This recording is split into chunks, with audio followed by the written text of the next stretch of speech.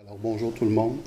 Donc, des objectifs sans doute un peu ambitieux. Vouloir suivre 3 lièvres à la fois, paraît-il que ce n'est pas nécessairement une bonne stratégie. Je vais faire de mon mieux. Donc, vous présenter d'abord, puisqu'on parle d'un colloque sur la philosophie pratique, la relation que Dewey établit entre théorie et pratique. Présenter aussi certains aspects de sa théorie éthique et de sa théorie de l'évaluation. Ça va nous permettre de voir justement comment Dewey comprend cette relation-là de la théorie et de la pratique. Et en conclusion, examiner quelques implications de ce que cette pensée, de ce que cette philosophie-là implique pour les gens qui, comme moi, pratiquent et enseignent l'éthique appliquée. Le premier coup de cœur de Dewey sur le plan intellectuel, ça a été Hegel. Il va même parler, il est très éloquent dans un petit texte bibliographique, de 1930, d'une découverte qui l'a stimulé énormément sur un plan émotionnel. Il dit ceci: la synthèse hegelienne du sujet et de l'objet, de la matière et de l'esprit, du divin et de l'humain, ne se réduisait cependant pas à une formule intellectuelle. Elle provoqua quelque chose comme un immense soulagement, une libération. Il va même parler dans le même texte d'un besoin d'unification qui s'est traduit par un besoin émotionnel intense. Et déjà, c'est assez éloquent, s'agissant des dualismes dont on va parler maintenant, de voir comment Dewey lui-même interprétait sa trajectoire intellectuelle dans un registre qui n'était pas qu'intellectuel, où l'émotion jouait un rôle important. Et ça va se traduire notamment dans le fait que dans sa philosophie, il va récuser systématiquement toute forme de dualisme que l'on rencontre souvent dans la tradition philosophique. Donc, refuser d'opposer le corps à la pensée, l'objet au sujet, la raison aux émotions, la société à l'individu, ainsi de suite. Et pour ce qui nous intéresse plus particulièrement ici, il va refuser d'opposer théorie et pratique. Pour lui, ces deux dimensions de l'activité humaine, puisque théoriser, c'est une activité, sont deux activités complémentaires. Et c'est ce qu'on va éclaircir maintenant. En allant un peu plus loin, cette fois-ci, je vais puiser dans un autre texte très éloquent de Dewey, qui est la quête de certitude, qui a été traduite il n'y a pas tellement longtemps. Voilà. Ce qui va être intéressant pour Dewey, important plutôt, c'est de montrer que et la théorie et la pratique ont une fonction instrumentale. On a souvent tendance à prioriser l'un au détriment de l'autre, en pensant que la théorie est plus importante que la pratique, ce qui nous ramène un peu à ce que tu décrivais, Nicolas, tantôt, en disant qu'on concevait la philosophie pratique comme simplement une application de ce qui avait d'abord été élaboré sur un plan théorique et sur la base aussi du présupposé que cette connaissance-là était supérieure à la pratique. Et je dois dire, pour vivre dans un département de philosophie et d'éthique appliquée, que ce genre de préjugé-là n'est pas complètement disparu là, de notre horizon intellectuel. Ce que va montrer Dewey, c'est plutôt qu'il y a une interaction, et je pourrais ajouter une interaction continue entre la connaissance et l'application, ou si vous préférez, la pratique. Il y a donc une complémentarité en ces deux dimensions-là de l'activité humaine. Je le cite, il écrit: l'interaction constante et efficace de la connaissance et de la pratique n'est en rien l'exaltation de l'activité pour elle-même. L'action, lorsqu'elle est conduite par la connaissance, est une méthode et un moyen, non une fin.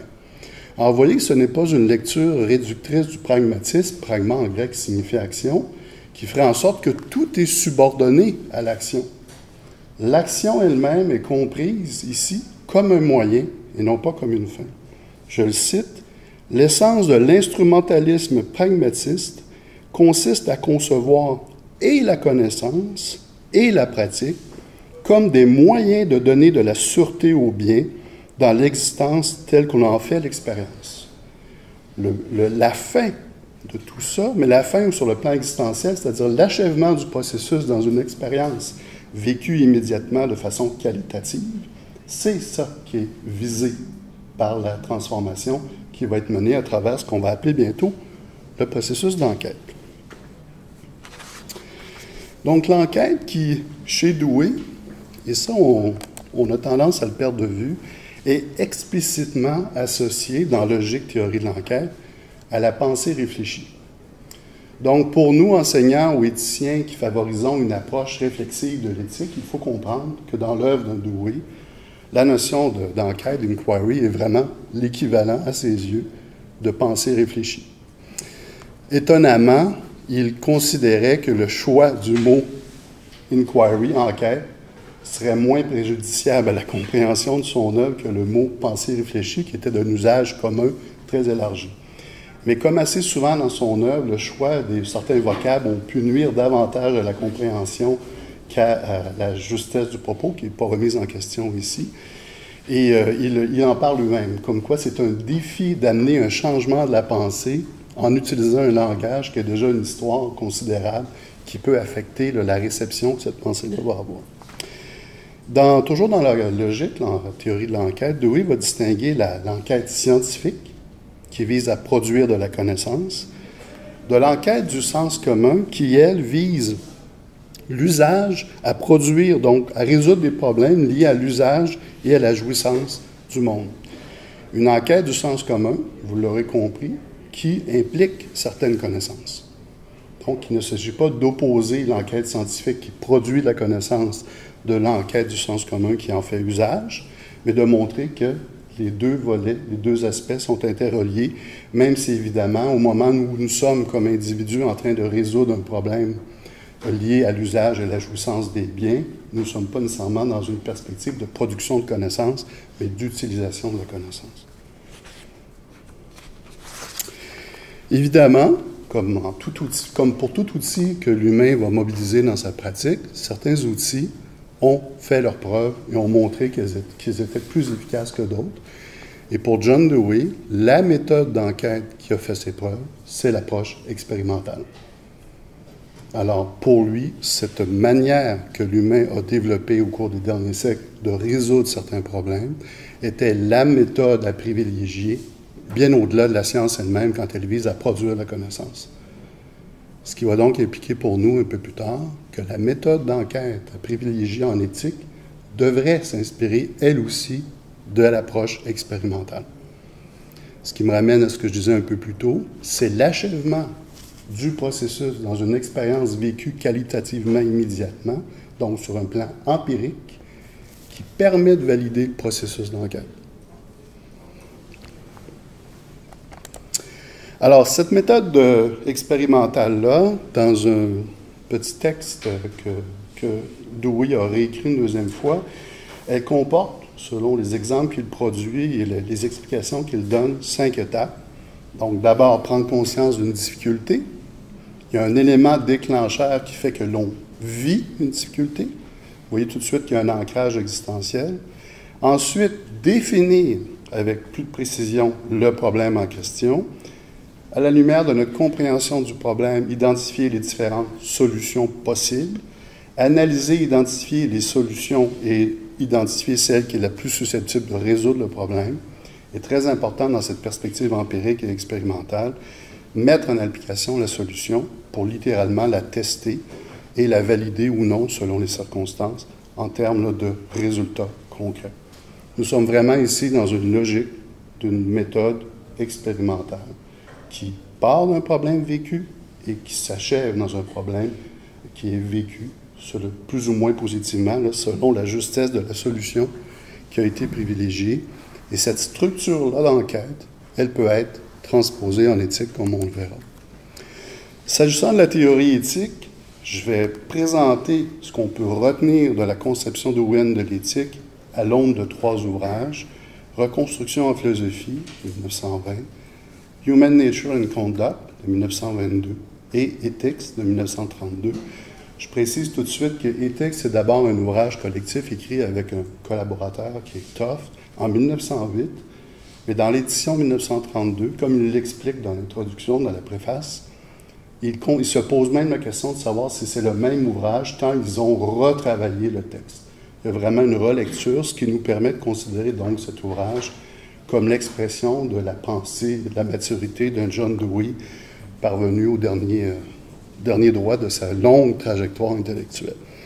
Pour ceux qui le connaîtraient moins, John Dewey, ce n'est quand même pas banal. 1859, l'année où Darwin publie L'évolution des espèces, et il décède en 1952, donc après 2 guerres mondiales. On peut penser que le monde s'était radicalement transformé là, entre ces 2 moments. Reconstruction en philosophie, on y retrouve une critique assez forte de Dewey à l'endroit d'une tradition philosophique sur le plan éthique qui a toujours voulu définir le bien en amont de l'expérience, en le décrivant selon une formule unique, selon une équation unique qui pouvait varier, bien entendu, selon les philosophes, mais qui consistait à dire que ce qui sera bien, c'est ce qui répondra aux critères qu'on a établis dans la théorie. Donc, par exemple, chez Aristote, ce sera le juste milieu. Pour l'utilitarisme, la maximation des biens. Pour Kant, ce sera la bonne volonté, donc conformité au devoir. Mais il y a ici une manière d'aborder l'éthique sur un plan théorique qui peut être réductrice en regard des particularités, de la spécificité d'un contexte.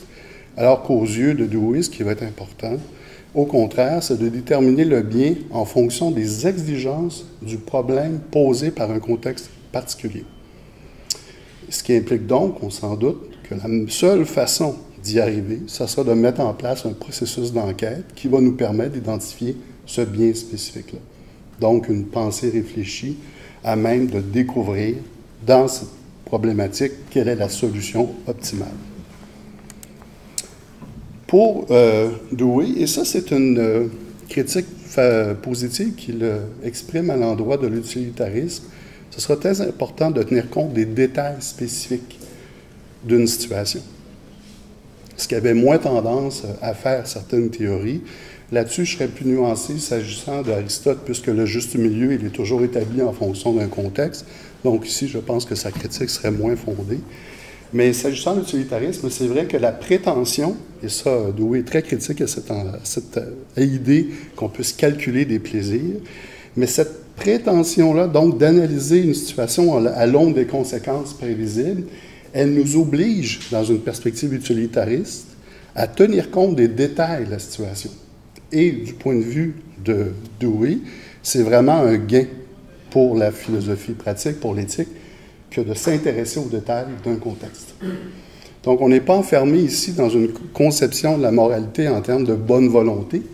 Au contraire, on veut s'intéresser aux conséquences. Ce qui implique donc, et ça c'est intéressant parce que dans Reconstruction, Dewey va être très clair là-dessus, de l'importance de produire des méthodes d'enquête spécifiques en éthique. Alors, je le cite.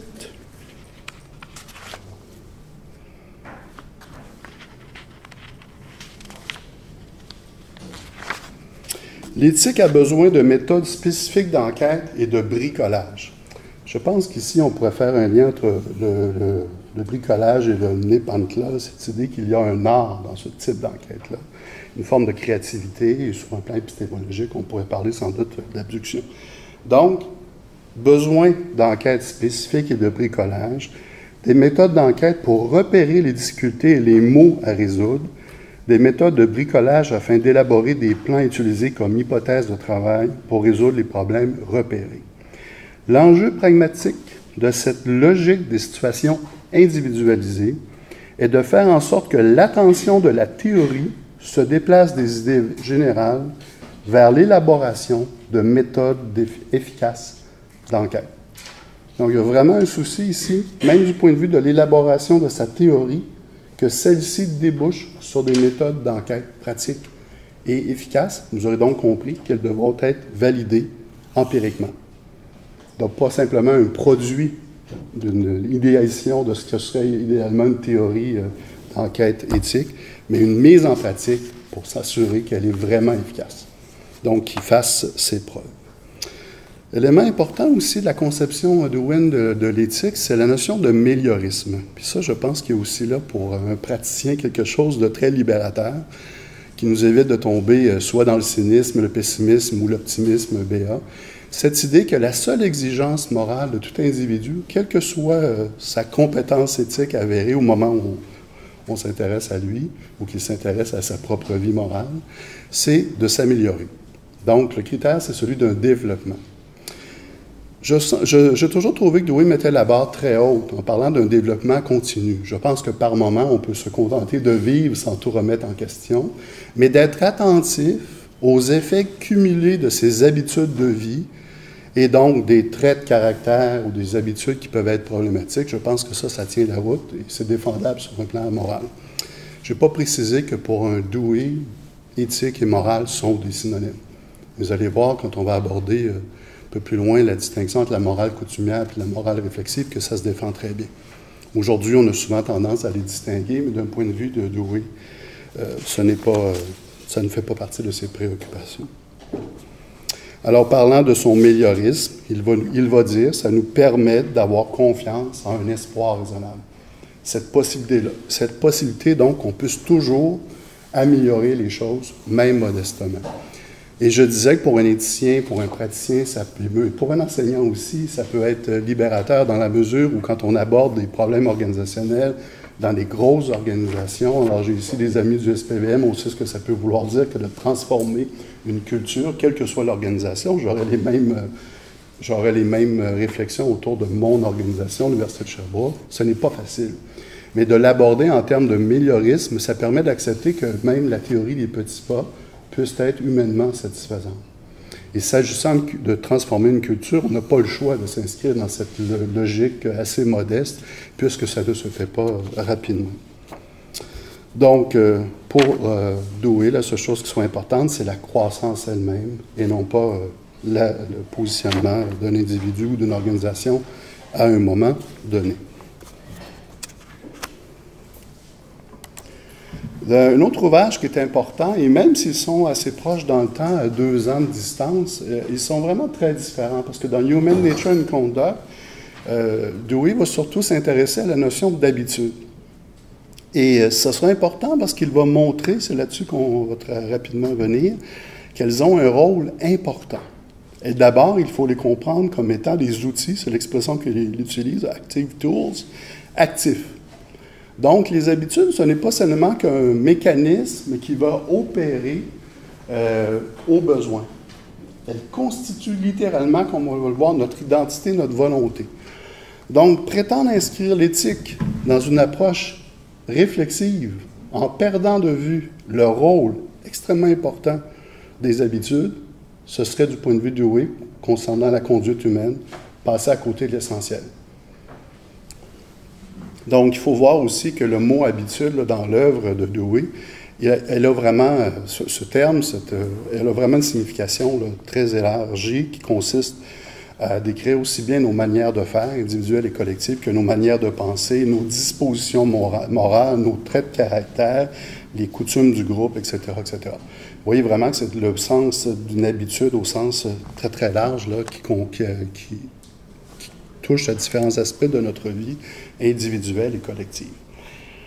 Et là, les mots que j'utilise, filtre, ils sont dans l'œuvre elle-même. Pour lui, pour Dewey, les habitudes, littéralement, filtrent ce qui va parvenir, ce que l'on va percevoir et ce avec quoi on va réfléchir. Alors, vous voyez vraiment qu'ici, ça a un rôle en amont même de la réflexion. Ça va conditionner ce qui va faire partie des considérations d'une enquête particulière. Alors, si on néglige cet aspect-là de la conduite humaine, on risque fort de passer à côté de l'essentiel. Et on voit tout de suite pourquoi les neurosciences actuelles se sont intéressées autant à l'œuvre de Dewey, puisqu'il nous permet d'avoir une lecture globale de sa conduite humaine. La dimension cognitive, mais aussi, on va le voir un peu plus loin, la dimension impulsive, etc., etc. Donc, je le disais un peu plus tôt, les habitudes sont constitutives de l'identité et de la volonté. Il va dire dans une formule assez simple, mais assez claire, « We are the habits ». C'est ce que nous sommes. Alors, c'est une bonne façon de résumer ce que nous sommes. Il suffit de regarder dans un miroir ce que nous faisons la plupart du temps et vous allez pouvoir conclure vous-même. Donc, nécessaire prise en compte de leur influence déterminante sur la conduite, c'est ce que je disais, et pour nous qui privilégions une approche réflexive de l'éthique, ce qui ne remet pas en question du tout Dewey, c'est une manière de compléter le portrait de ce que représente exactement la conduite humaine quand on veut la penser dans sa globalité. Maintenant, le dernier ouvrage qui va nous permettre de brosser un portrait qui est évidemment là, très impressionnistes de ce que c'est que l'éthique pour un John Dewey. C'est Ethics, donc dans sa version de 1932, dans laquelle, d'abord, pas seulement Dewey, mais Tofte lui-même, puisque la première partie de l'ouvrage, elle est écrite par un professeur qui était à l'époque au département que dirige Dewey, qui est Tofte. Ils vont distinguer une moralité coutumière d'une moralité réflexive et expliquer qu'historiquement, nous sommes progressivement passés d'une moralité coutumière, donc une moralité dans laquelle le centre de gravité seront les mœurs, les habitudes, les normes implicites et explicites d'un milieu, d'une moralité réflexive qui va prendre de plus en plus de place. Ce qui est intéressant parce que ça rejoint la préoccupation d'un John Dewey, qui est non pas de prétendre imposer une conception de la morale qu'il aurait tirée de sa propre théorie, mais d'abord décrit ce qu'est notre vie morale elle-même. Et d'ailleurs, l'ouvrage, la section de l'ouvrage qui est signée par Dewey lui-même, c'est la deuxième partie, dont le titre est « Théorie de la vie morale ». Et la première chose qu'il va faire dans cette théorie, c'est d'écrire ce qui se passe quand vous et moi sommes confrontés à la nécessité de résoudre un problème de la vie morale. Donc, c'est d'abord une description. Alors, ce que constate Dewey quand il observe quels sont les problèmes qui suscitent un doute, un questionnement qui va mener à une enquête pour résoudre un problème, ce sont des situations où des désirs sont en conflit. Donc, ce sont des situations où on vit un dilemme que l'on voudra résoudre à travers la pensée réfléchie. C'est donc, pour ce qui est de la théorie de l'évaluation, c'est la dernière partie de la théorie de Dewey que je vais vous présenter rapidement, une approche qui sera empirique et expérimentale, qui veut partir de ce que l'on vit et que l'on peut observer empiriquement, pour ensuite valider la pertinence des outils avec lesquels on cherchera des solutions à ces problèmes-là. Et donc, ici, dans la théorie de l'évaluation, il s'est pleinement assumé par Dewey explicitement une visée scientifique. Parce que pour Dewey, le plus grand scandale de son époque, je ne sais pas si ce serait vrai aujourd'hui, je ne me suis pas cassé la tête, plutôt dans la résolution des problèmes que dans leur théorisation, sur ce plan-là en tout cas, c'est qu'on opposait radicalement tout ce qui relevait de la science de l'éthique. C'est certainement présent encore dans certains discours, là, ça c'est clair pour moi, mais que ce qui relevait des faits par rapport à ce qui relevait de l'évaluation des valeurs, c'était deux mondes différents et qu'on ne pouvait pas prétendre faire de la science en s'intéressant aux questions de la valeur. Pour Dewey, c'est rien de moins qu'un scandale, puisque les valeurs qui concernent la conduite humaine, qui est omniprésente dans notre quotidien.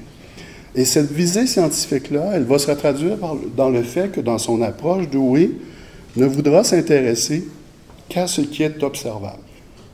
Donc, à ce qui peut être l'objet d'un comportement qu'un observateur extérieur pourrait constater, et non pas à la conscience privée de soi. Il ne dit pas qu'elle n'existe pas, mais pour des raisons méthodologiques, avec une visée scientifique, Dewey dit « Je ne m'intéresserai dans ma théorie qu'à ce que je peux observer et qui peut être publiquement observé ». Donc, encore une fois, Dewey va vouloir partir de la pratique et il va le faire en s'intéressant à l'usage qui est fait du verbe « to value » et il constate deux choses.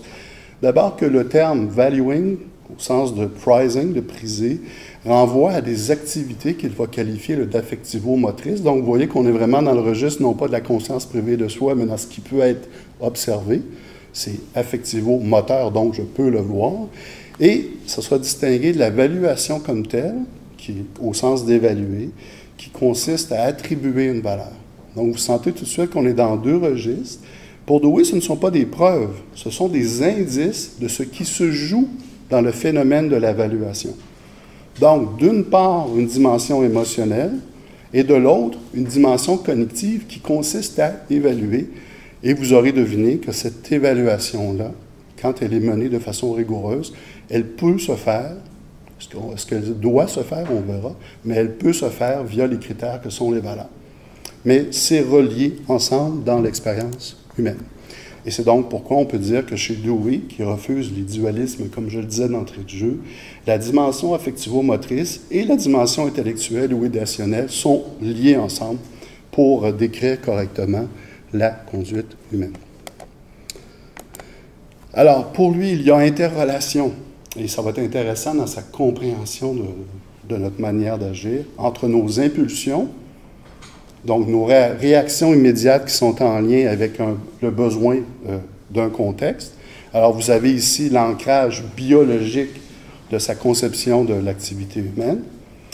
La dimension idéationnelle va apparaître avec la notion de désir, puisque désirer, ça implique de viser un objet que l'on considère comme potentiellement une solution au besoin qui est exprimé organiquement.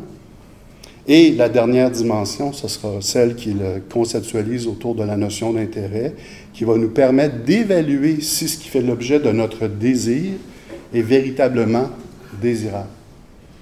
Et là, vous avez dans cette conception-là de l'évaluation un continuum qui vous permet de passer d'une dimension biologique à une dimension psychosociale, puisque l'évaluation, évidemment, devra tenir compte de vos intérêts comme individu, mais qui ne seront pas opposés à l'intérêt du collectif et des attentes qui sont exprimées dans les normes avec lesquelles vous avez à conjuguer quand vous avez à résoudre un problème d'ordre éthique ou, si vous préférez, d'ordre moral. Il me reste combien de temps, Marc? Conclusion? Oui, on va faire ça. Rapidement, parce que c'est quand même important, Dewey disait de sa théorie qu'elle était inachevée, théorie de l'évaluation, inachevée, qu'elle devait mener à des méthodes de résolution de problèmes, comme il avait déjà exprimé dans Reconstruction, et que l'usage approprié des valeurs est encore à inventer. Donc, pour lui, sa théorie, c'était un programme de recherche. Ça m'a pris du temps à réaliser, mais on utilise souvent en éthique des outils, par exemple ceux que l'on a appris d'un Georges Legault, dans lesquels on explicite les valeurs. Et rétrospectivement, j'ai réalisé qu'il y avait beaucoup d'affinités entre ce que mettait sur la table Dewey, en disant que lorsqu'on résout un problème, on produit une fin en vue, dont on doit évaluer la valeur globale, et il s'arrête là. Mais je réalise que dans nos modèles où on explicite les valeurs, ce que l'on fait, c'est qu'on détermine la valeur globale d'une fin en vue, donc la solution qu'on considère comme la bonne, en explicitant ses propriétés, ses caractéristiques en termes de valeur. Alors, si je pose tel geste, peu importe quelle est la problématique, je pense que ça va constituer une situation qui sera unifiée dans la mesure où elle sera égalitaire, qu'elle sera équitable, qu'elle sera efficiente, etc., etc. Et en même temps, j'aurais fait un bilan des avantages et des inconvénients en termes de valeurs sacrifiées. Donc, mon hypothèse, c'est que l'explicitation des valeurs, c'est une manière d'abord de résoudre un problème que l'on a développé, qui pose ses défis sur le plan méthodologique en termes de lourdeur, mais qui a aussi, sur le plan épistémologique en tout cas, c'est pas pour rien que Georges parfois parlait d'un modèle philosophique, nous permet de, je pense, c'est une hypothèse, de compléter ce que Dewey sentait comme nécessaire pour aller jusqu'au bout de sa théorie de l'évaluation. Alors, rapidement, ce qui me paraît important, alors j'ai peut-être été légèrement un petit peu trop vite, je vais au moins commencer par le début. Pardon. Comprendre que théorie et pratique doivent être comprises dans une fonction instrumentale, complémentaire et égalitaire, évidemment ici entre guillemets, puisqu'il ne s'agit absolument pas, dans cette perspective-là, de subordonner l'une à l'autre, mais de comprendre leur interaction et surtout leur complémentarité. Donc, quand on enseigne, quand on fait de la recherche, mais quand on s'intéresse aussi à la pratique, ça peut être très enrichissant, on le découvre en le faisant, mais ça se justifie aussi pleinement d'un point de vue Dewey. Ce qui va être important aussi, je vais terminer là-dessus, c'est de comprendre que dans cette perspective-là, avec toute l'importance de la théorie de l'enquête et ce qu'en dit Dewey qui semble tout à fait recevable, le rôle central de la réflexivité, de la pensée réfléchie est tout à fait légitime. Mais il faut y ajouter une bonne compréhension du rôle déterminant des habitudes et en même temps d'ajouter à ça une compréhension adéquate du rôle instrumental des normes, donc des attentes du milieu, et des valeurs. Merci beaucoup.